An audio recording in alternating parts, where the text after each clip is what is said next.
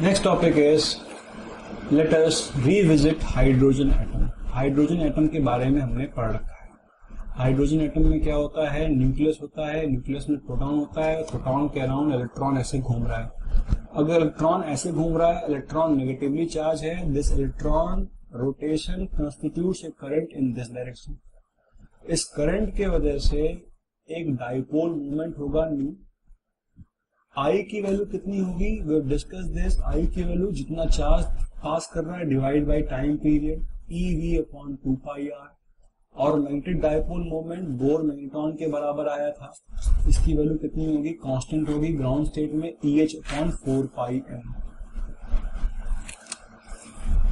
और हमने पढ़ रखा है कि अगर ऐसा एटम किसी एक्सटर्नल मैग्नेटिक फील्ड में रखा जाए तो उसके ऊपर टॉर्क लगेगा। इस टॉर्क की वजह से it will align itself in direction of B।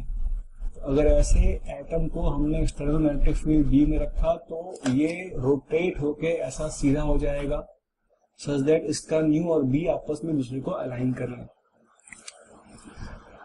Now क्योंकि ये एक इक्विवेलेंट करंट लूप है, दिस इक्विवेलेंट टू कि यहां पर इस वायर में करंट होती है। Since it is an equivalent current loop, it will also have its own magnetic field।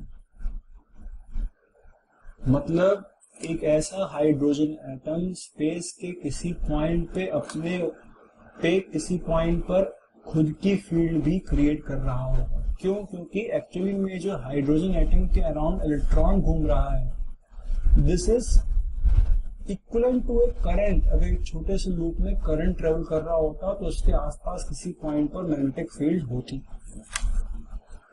और x दूरी पर अगर मुझे मैग्नेटिक फील्ड निकालनी है तो x दूरी पर मैग्नेटिक फील्ड क्या हो जाएगी, we know this formula, B बराबर mu naught into mu upon 2πx3, जहां पे न्यू क्या है, magnetic dipole moment we have discussed.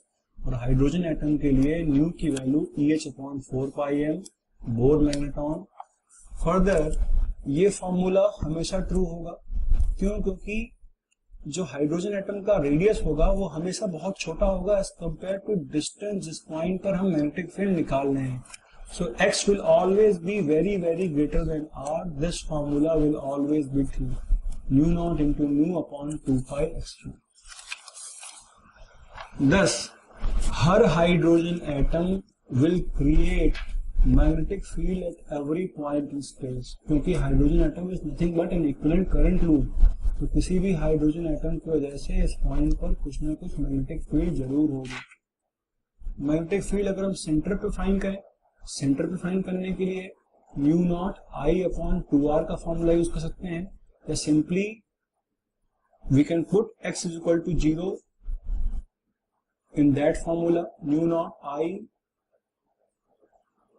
Into mu naught mu upon 2πx² + r² 3/2। इस फॉर्मूले में we can put x = 0 and we get the magnetic field the centre. Centre पे क्या रखा हुआ है, न्यूक्लियस रखा हुआ है। तो एक मैग्नेटिक डाइपोल मोमेंट एक करंट लूप के वजह से या एक हाइड्रोजन एटम के घूमने वाले इलेक्ट्रॉन की वजह से जो न्यूट्रॉन अंदर रखा हुआ है, जो न्यूक्लियस अंदर रखा हुआ है, न्यूक्लियस के ऊपर एक मैग्नेटिक फील्ड होगी जिसकी value new naught mu upon 2πr³ के बराबर होगी। What about A group of atom? अगर मान लीजिए इस रूम में एक नहीं बल्कि बहुत सारे हाइड्रोजन एटम रखे हुए हैं, तो हर हाइड्रोजन एटम की वजह से एक डाइपोल मूवमेंट है और इन सारे डाइपोल मूवमेंट की वजह से कुछ ना कुछ मैग्नेटिक फील्ड है, या इन सारे करंट लूप की वजह से स्पेस के हर पॉइंट पे कुछ ना कुछ मैग्नेटिक फील्ड है। लेकिन ये हाइड्रोजन एटम रैंडमली ओरिएंटेड होंगे